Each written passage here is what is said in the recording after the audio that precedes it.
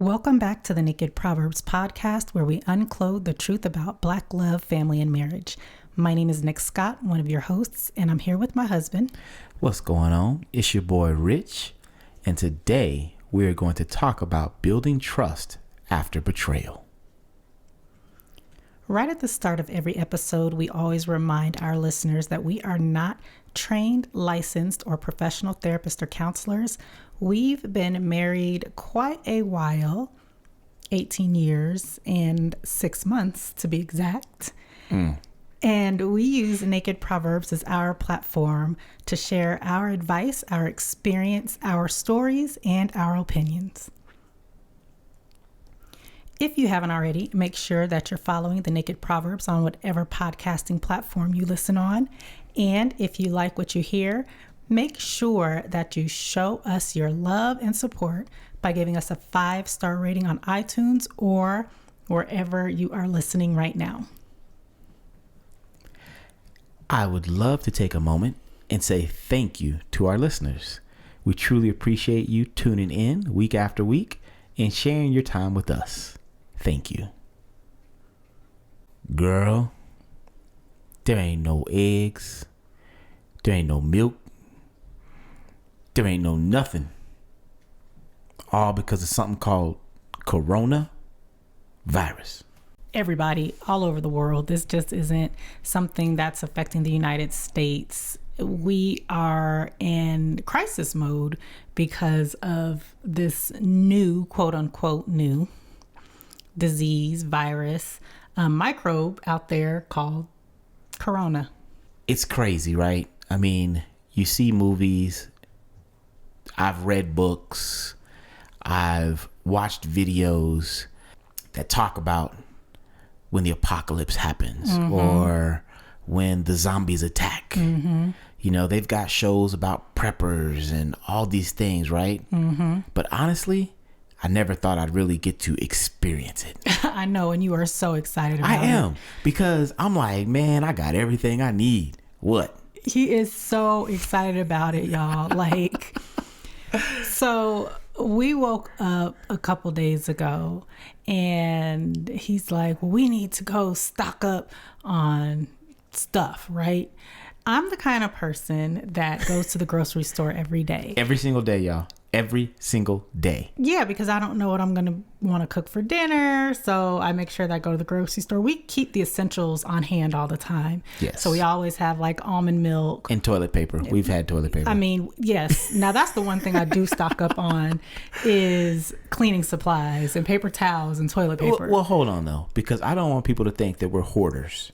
Like we're just buying up everything. No. So we have don't. always been people that shop at Sam's or Costco, you know, your big brand stores.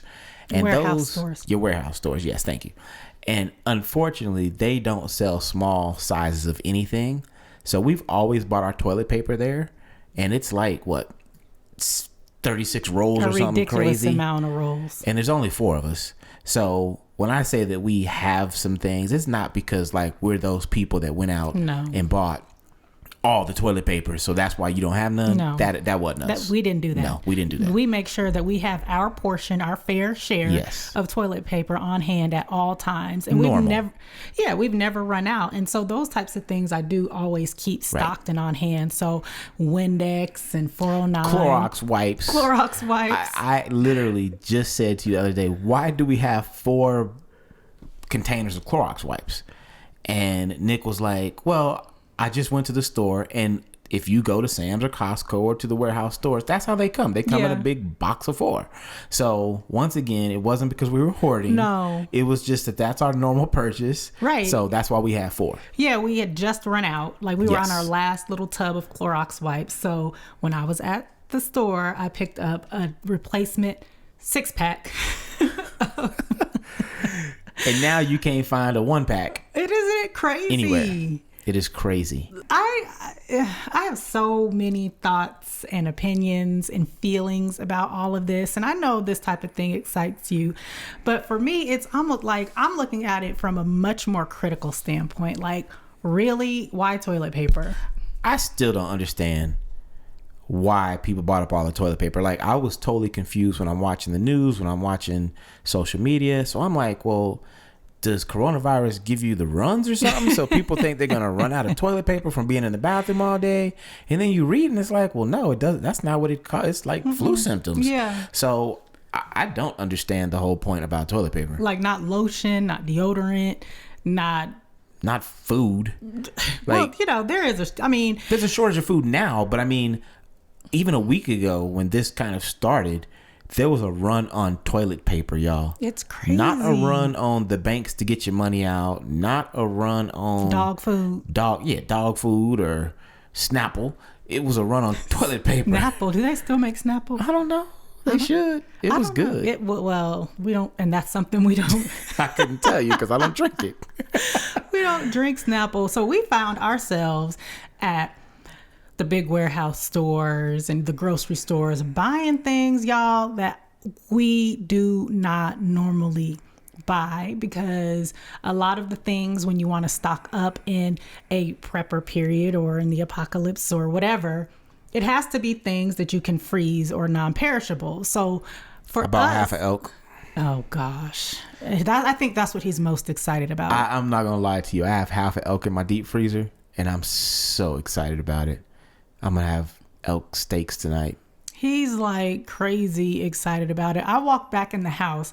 It's almost like every time we leave the house, he wants to go to the grocery store because he just thinks of something else. This is fun. And we don't. He's like, we should get s'mores stuff because the girls are going to be in the house for at least 2 weeks and they're going to get bored. And he literally woke me up yesterday talking about nobody's leaving this house ever again. And I'm like, yeah, I don't want y'all to bring coronavirus back to me. I'm healthy. I don't want no coronavirus. Y'all keep that. Look, if y'all want to go hang out with your friends and go out in them streets and get some coronavirus, you keep that with you. I don't want none of that. I don't think the actual virus is as bad as people are making it sound. Well, I got half an elk in my deep freezer. So if it is, because I'm hearing words on the streets is that in the next 24 hours, we could be on lockdown, martial law. That's true. So to me, in this situation, it's not about building bunkers in your backyard and having, a mini Costco down in your basement, but it is about being prepared in the worst case scenario. Now, everything that we purchased, we use on a regular basis. I would say 98% of the things, maybe 85. So if for some wild reason, life just continues like it should normally, and everybody's going back to work and school and life, it's not like these things are just going to go to waste. That's true. But I wish that there were better ways to stock up and prep for a disaster or catastrophe where we didn't have to eat so much stuff that we don't normally eat. That's my whole thing. Like, how could we continue to have our semi-healthy, semi-clean... Have a garden in the backyard. Who's gonna garden? Well, that's my point, though. I mean, you like fresh herbs and spices off the tree. So the only way you're gonna get that in a situation like we currently are in, because it, like I said, tomorrow you could not be able to go to the store. So if that were the situation, you, in your normal way of doing things, we wouldn't have no groceries. We'd be sitting here hungry. That's true. Well, not me. I mean, we're going to break out some MREs and some just add water food. Our kids wouldn't eat MREs. Well, hey. They would be hungry day before 4 they would. By day 4 or 5, they're going to be like, Daddy, let me get that, what you got, tortellini? Let me get one of those. Wait a minute. What is an MRE? Because not everybody knows. I only know what MREs are because my dad was in the military. He was in the Army. And we kept MREs in our house. And we did. We truly did used to eat MREs when I was little. So an MRE is a meal ready to eat that literally comes in a bag. And it's freeze-dried food. Is just add water. It's food that supposedly can last like years. It'll last longer than the roaches will at the end of the world. Yeah. And they're served to us in the military on a regular basis. Mm-hmm. So I have a few boxes of them, so I'm ready. I'm like, look, let it hit the fan. Girl, I got enough stuff. I'm good. We safe. And don't come knock on my door because I'm safe. You be in trouble. Oh my gosh. Reality is, in any marriage, there is going to be a time where your trust is going to be broken. There may be that act of quote unquote betrayal. And I think a lot of people focus on the act of infidelity, but there are other ways that you can break trust in a marriage. First of all, before we even get into ways that you can break trust in marriage and how you can start to rebuild trust in marriage, I think that it's important for us to put out there that one of the top 3 pillars in marriage, in my opinion, is trust. Communication being a second one. And of course, I always talk about, I was going to say connection. Oh. I mean, sex is a way to connect. Because the wood is good. Are we still talking about the wood being good? Man, that was the best I ever heard. That pastor, he's a good guy. But yeah, those are the top 3 pillars in marriage. So when the trust is broken, you have to think about it like a 3-legged stool, right? So if one of those legs are broken on that stool, what's going to happen when you go to sit on that stool? So trust is very, very, very important. Right. And even if that leg isn't totally broken off, think about the bar stool you sit on that's always wobbling, right? And that's what happens when any of these are out of balance. Let's talk about some of the ways that you can be betrayed in your marriage. Outside of infidelity, I mean, let's just go on and get that out the way. Infidelity is a big betrayal in marriage. Emotional cheating is another one that people commonly recognize in marriage. So what's that look like? So I guess emotional cheating can be described or explained where your spouse is relying on someone else, usually of opposite sex, to support, to confide in, they're trusting them with emotional needs that your spouse should be handling. Okay. I like that. I mean, because was that good? Well, I would say, like, I agree with that. And when I think of emotional cheating, I think of, like you said, your spouse is sharing those intimate emotional feelings and thoughts and things that are going on with them or in their life or even in your marriage with someone else that's not their spouse. So they are connecting emotionally with someone that they probably shouldn't be connecting with. Right. And so when I was giving my description, I was trying to think of an example of what that might look like, but I couldn't. Man, this is on all the TV shows. So I would say that would be you and I are having some kind of discord here at home. And you go off to work and you're sharing it with your boss. And he's all like, oh, that is so horrible, Nik. Oh, let's go to dinner and let's talk about it, because he or she is seeing that as an opportunity to get behind the veil. Right. Right. And you initially, sometimes when emotional cheating happens, it's not something that you realize you're even doing. You just found someone that will listen to you, but it can lead to infidelity. It can lead to you losing interest in your own spouse. So that's why, to me, it's one of the more dangerous things that can happen, because it's so innocent to begin with. And I also think that it's kind of hard to recognize, because it is having just a casual conversation about whatever, or that's one example of emotional cheating, is just having a casual conversation about your day, your issues. And it might not even be about an issue. You're just literally having a casual conversation about your life, and then someone else might see. I think it's the intention behind it that makes it an emotional cheating situation, and not necessarily the conversation. So that, again, is just another very common betrayal that happens in marriage that people recognize, but other not so common ways that you can feel betrayed or that you can betray your spouse in marriage is not standing up for your spouse in situations. We've had conversations before where it's like one spouse can just feel alone in a situation or in public or whatever the case may be, and that spouse might end up feeling betrayed because of the lack of defense that a husband or a wife might not show for their spouse. Straight up lying, even about little stuff. Look, what they say, if you ain't telling the truth, you're telling a lie. There is no in between. Either you're telling the truth or you're telling a lie. Even if you're telling a partial truth, that's a lie. When you are doing it because you don't want the whole story to be told or you don't want everything to be revealed, that's a lie. And that doesn't build trust. If anything, it's going to have you questioning your spouse. Yeah.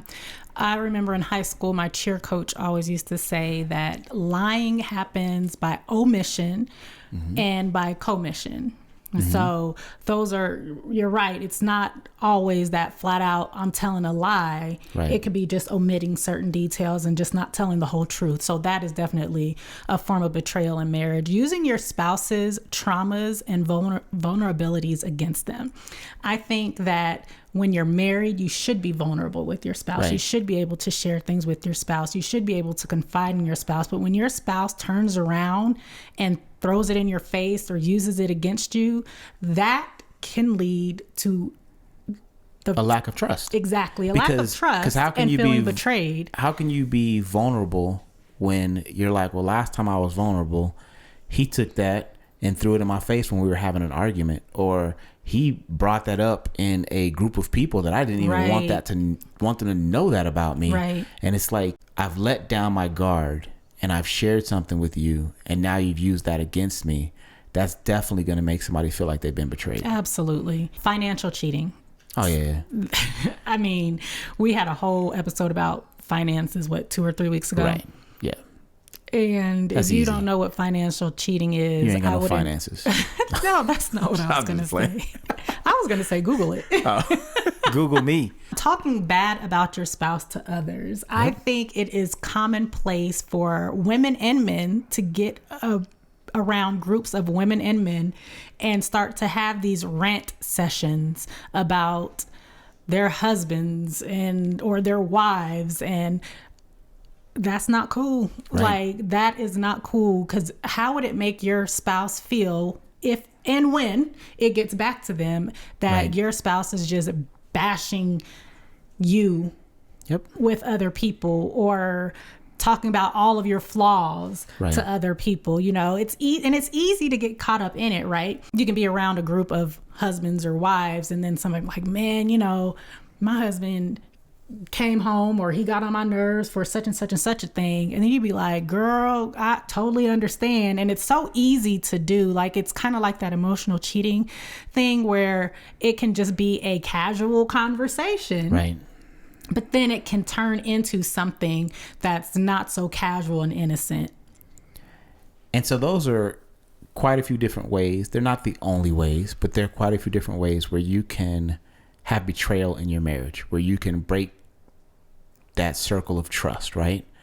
So our topic today is, how do you build that back, right? How do you build trust after these things have happened? I would say, honestly, take everything that we said breaks down trust and realize if you do the opposite of that. So instead of going out and talking to someone else when you're having emotional issues, or, you know, creating that emotional connection with someone else, create that emotional connection with your spouse so that you don't even have that opportunity to feel like we're not connected. Earlier, you mentioned not having your spouse's back, right? I have a friend who some things went down and he addressed the situation and was like, listen, that ain't gonna work. You can talk about a lot of people, but when it comes to my wife, man, we can meet at the flagpole. And he's grown, right? But what it did, and this wasn't his intention, but what it did in his marriage was strengthened even more his relationship with his wife, because his wife has said on more than one occasion, I had no clue that he loved me that much, or I had no clue that he would stand up against this group of people for me like this. And so to me, if trust has been broken, or if it's kind of on a teeter-totter and it could be broken, you do the very opposite of some of these things we've said, and you can begin to build your trust back. Absolutely. I think the number one thing, that if you are the person who did the betraying, that you acknowledge it, right, and you own up to it. It's not always as cut and dry as infidelity. And I think right. that's the one that people so easily grasp onto, because it's one of those tangible things that people can hold on to. But when it's not like that, and if your spouse is feeling betrayed in one of these other more subtle ways, or not so recognizable ways, or not so tangible ways, it's so very important that if you're doing the betraying, that you acknowledge it and own up to it. But on the flip side of that, if you're the one that has been betrayed, or you feel that you've been betrayed, you have to address it. You can't just have this elephant in the room and just keep sweeping it under the rug, like, oh, they didn't know they did that, or, oh, I don't want this to turn into an argument, and just avoid it. Like, you can't avoid these types of things in your marriage, because when betrayal happens at any of these levels, it is putting you back on that three-legged stool where you're missing a piece of one of those legs. So your whole marriage is wobbling when it should be steady, and it should be grounded. And instead of that, now you've put yourself in a situation where that's not the case. So to me, it's also important that you actually address that elephant in the room. Yeah. Because there's the possibility that your spouse doesn't even know they've done something to betray you. Then that's real talk. So if you're not communicating about it, and, hey, you know what, sweetheart, can we sit down for a minute? The other night, because actually this is a real story. This happened. We were at a friend's house, and we were all clowning and joking. Oh, are you about to tell that story about the founders? Yeah. And I was just joking, right? Because everybody's going in on an organization, whatever. And so I made some jokes, and I saw that my wife's whole demeanor changed, and I probably kept going because that's, because you ain't got no quitting sense. I lack some maturity in some ways in my life. So anyway, when we got in the car, she brought it to my attention, like, you know what, that wasn't cool. And I'm sitting there like, what wasn't cool? Everybody laughing, joking, what you talking about?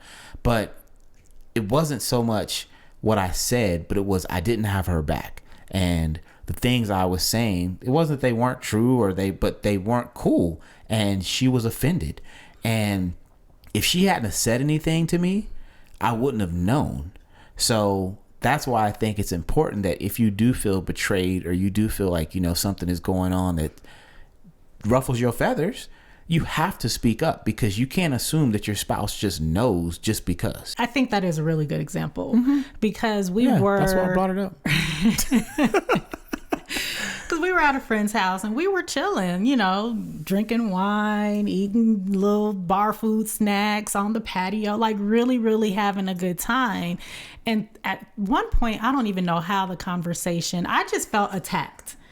And everybody was attacking, and it wasn't me that they were attacking, but it felt like they were attacking me. And then he kind of jumped on with them. I'm not the kind of person who doesn't really hide what's going on really well. Like, I really try to be that chameleon where I can just be like, okay, I'm cool. But you're not good at that. But I'm not good at that. Not so at it all. was clear that I was starting to get annoyed, because then they started making comments about, like, dang, Nik, because I was snapping. And then I really snapped at him, because I'm like, okay, these people are attacking. Now you gonna attack too? So I think this was a great example, because I did feel abandoned and alone, and not necessarily, I guess, betrayed. I think that people use the word betrayal, and they always assume it's this head chopped off, you told the king. Yeah. But reality is, betrayal can be at a small level as well. Like just something as simple as what we're talking about, this conversation. And then, you felt on this island. And to me, when you're in a marriage, you should never feel on an island. You should never feel like everybody, including my spouse, is going in on me and I'm all alone. Even if it was a joke. Like it doesn't matter. Because it wasn't, I clearly was not laughing. Yeah. She wasn't laughing, y'all. She was mad. But we cool now. So, So, but yeah, that was a great example. We were able to rebuild trust after betrayal. So you guys, you should really pay attention to what we're saying, because we're good at what we're doing. We have had lots of bumps in the road to get to this place too, because there was a time, let's be clear, where something like that would have happened and I would not have felt comfortable or safe enough to have a conversation with you like that. That's true. And nor would you have been in a place to receive it. Exactly. I would have got defensive or just blew it off or not heard her. And those are things as well, when you're talking about building trust, you can't do. You can't be defensive when your spouse comes and says, hey, this happened and I felt this way. Or, you know what, you did this and it made me feel this way. You can't just blow it off. You can't ignore it. You can't get defensive like, well, that wasn't my intention, because you know what, I can say this. Like, that was not my intention that night when we were hanging out, was to injure my wife in any kind of way. But I had a commander that once told me something and it stuck with me, and he was a horrible commander, y'all. But anyway, he said impact versus intent. So it doesn't matter what your intentions were. You have to think about the impact it had. So it doesn't matter that my intentions were not to injure my wife. My intentions were just to keep the party going and keep laughing and having a good time. But instead, the impact that was given was that my wife felt abandoned and betrayed and on an island and hurt. So I couldn't just ignore that. I had to accept that, you know what, I had a part in that, and I'm sorry. And I won't ever let that happen again, because you know what, I don't want us to be on no three-legged stool that's falling apart. No, it ain't gonna hold us up. Right. And then, you know what, I think you have to be open and honest about your feelings, because sometimes when betrayal happens, the person that's been betrayed, they want to act like they're taking the high road. And I say act like, because we all know that when trust is broken, we feel some emotions. Whether it be, I just want to scream, I want to pull my hair out, I want to walk away from you, whatever it is. So you can't act like you don't have any emotions. And it's okay to have emotions, because you've been betrayed, because your heart is broken based off of someone else's behaviors. And it's okay for you to have emotions. And I think that you can't really have forgiveness and move forward and rebuild trust if you don't go through these stages. It's almost like when someone is grieving, right? And people try to force you to get to from, you have loss and they just want you to get all the way to the end and be happy again. Yeah. You have to go through those middle stages to truly at the end have healing. And in this situation, and when you're talking about betrayal of trust, you have to go through all those stages, and you have to know that there's going to be some emotion. And the person that did the betraying, you have to understand that their emotions may be on a roller coaster. And it ain't on your timeline. Nope. It is not on your timeline. You can't sit there and be like, well, it's been 6 months and you still mad?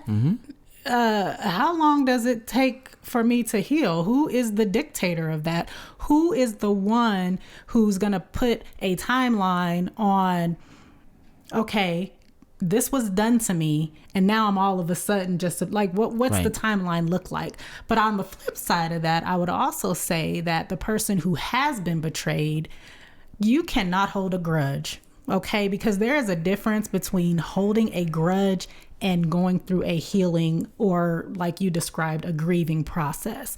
Because some people are just good at holding grudges, and they will never,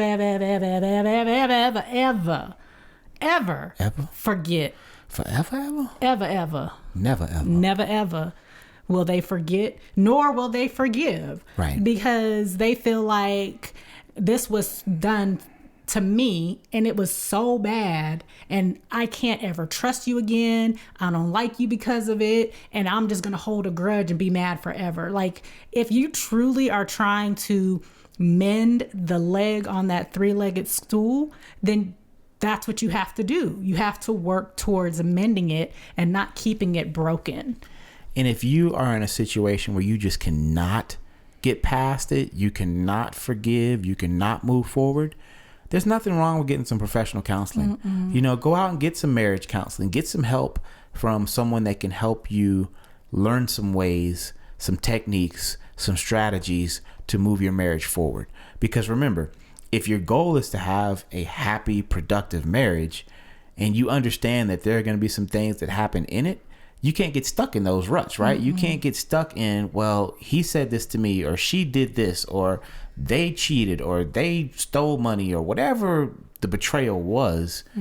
If you want your marriage to move forward, then you have to be willing to work through it. So if you are the person that's been betrayed and you feel like you just cannot work through it, then get some help.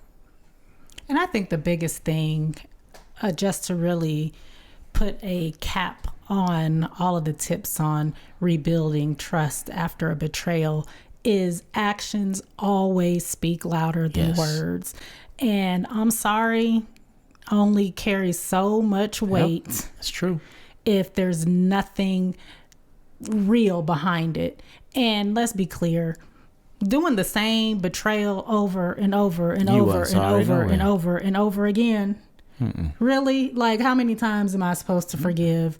So if you're really sincere about wanting to rebuild trust after a betrayal, your actions have to speak louder than your words. When you know that this person keeps stepping out on you, or this person continuously lies to you, or this person constantly breaks your trust emotionally, or whatever it is, and it keeps happening, and you keep getting this I'm sorry, and you keep going around in circles, but at the end of the day their behavior isn't changing, then you know what, they probably don't really want to change their behavior. And I believe that it's impossible to have a marriage without trust. So if you have someone that's constantly breaking that trust and not working to mend it, not working to bring you guys back to that stable zone, then it may be that this is not the right person for you. And I'll tell anybody, I do not believe in divorce. I work hard with those that I counsel to help them find a way to keep their marriage going if possible. But at the end of the day, if you have someone that is not willing to do their part, then you do have to address that and figure out, what does your future look like with or without them? Thank you so much for tuning in to this week's episode of the Naked Proverbs podcast. We want you to truly have a happy marriage. We want you to continue to thrive in your marriages and indulge in your spouses on a regular basis. Don't forget to follow the Naked Proverbs on whatever podcasting platform you listen on. And we will talk to y'all in the next one. Peace.